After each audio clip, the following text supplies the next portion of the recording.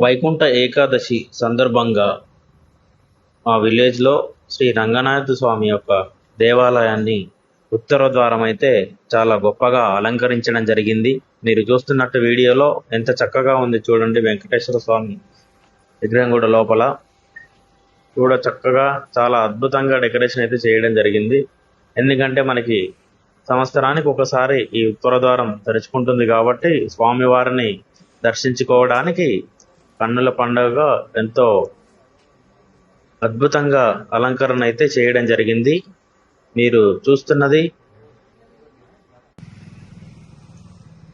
మా విలేజ్ యొక్క టెంపుల్ ఎంత బాగా ఉందో ఒకసారి డెకరేషన్ ఒకసారి చూడండి. టెంపుల్ అండ్ అట్రాక్షన్ ఎంత కలర్ఫుల్ గా అనిపిస్తుంది.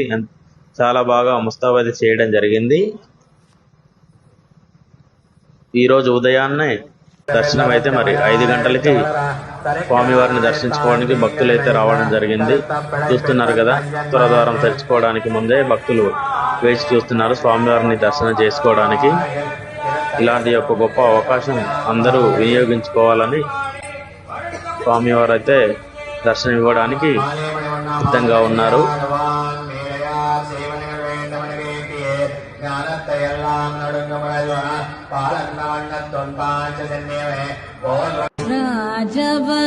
ఇప్పుడైతే స్వామివారిని పల్లకిలో ఊరేగిస్తున్నాం టెంపుల్ దగ్గర. చూడండి ఎంత బాగా భక్తుల సందడిలో స్వామివారు పల్లకిలో ఎంత బాగా ఊరేగుతున్నారు. చాలా ఎక్కువ మంది అయితే రావడం జరిగింది.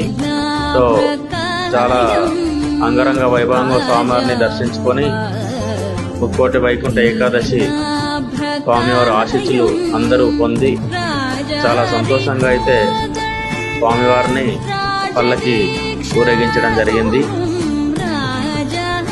ప్రతి ఒక్కరూ చాలా అద్భుతంగా పాల్గొన్నారు ఈ ఏకాదశి సందర్భంగా. మాకైతే చాలా ఆనందంగా అనిపించింది. భక్తులు ఇంతమంది ఇంత అధికంగా రావడం, స్వామివారిని దర్శించుకోవడానికి ఇంత ముందుకు చూపడం అనేది చాలా ఆనందకరమైన విషయం అందరికీ. ఇప్పుడైతే స్వామివారి పల్లకి చూద్దాం.